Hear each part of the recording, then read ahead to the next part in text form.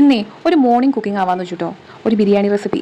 ബിരിയാണി ആണോ എന്ന് വെച്ചാൽ ബിരിയാണി ആണെന്നും കൊച്ചിനെ പഠിക്കാൻ വേണ്ടി പറയാം. അന്ന് ഫ്രൈഡ് റൈസ് ആണെന്ന് വെച്ചാൽ ഫ്രൈഡ് റൈസും അല്ല. അപ്പോൾ ഇതിന് പ്രത്യേകിച്ചൊരു പേര് എനിക്ക് അറിയത്തില്ല. പിന്നെ ഇതുണ്ടാക്കാൻ വളരെ ഈസി ആയതുകൊണ്ടാണ് കേട്ടോ ഞാൻ ഇത് തിരഞ്ഞെടുത്തത്.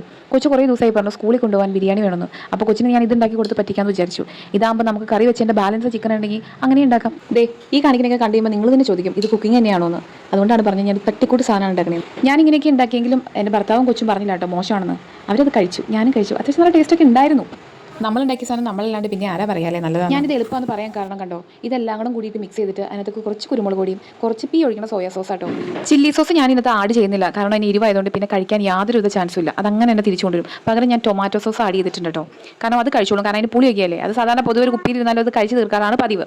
അപ്പോൾ ഇത്രേ ഉള്ളൂ. പിന്നെ നമ്മൾ അതൊക്കെ ഒന്ന് മിക്സ് ചെയ്തിട്ട് വേവിച്ച് വെച്ചേക്കണ റൈസ് എടുത്ത് ഇതിനകത്തേക്ക് മിക്സ് ചെയ്ത് ചേർത്തിട്ട് ഒരു 5 മിനിറ്റൊക്കെ മതിയായിരിക്കും. ലോ ഫ്ലെയിമിൽ വെച്ചൊന്ന് ആവി കയറ്റി എടുത്താൽ സംഭവം റെഡിയായി. ഇത്രേ ഉള്ളൂ. ശരിക്കും പറഞ്ഞാൽ ഈസി എന്ന് പറയില്ലേ, അത്രേ ഉള്ളൂ കേട്ടോ. അതെൻ്റെ റെസിപ്പി. പിന്നെ അതേ ഇതുണ്ടാക്കിയപ്പോൾ ഞാൻ വിചാരിച്ചു ഇത്ര ഈസി ആയതുകൊണ്ട് എന്നും ഇതങ്ങ് ഉണ്ടാക്കിയല്ലോ ഒന്ന്. സെറ്റ്.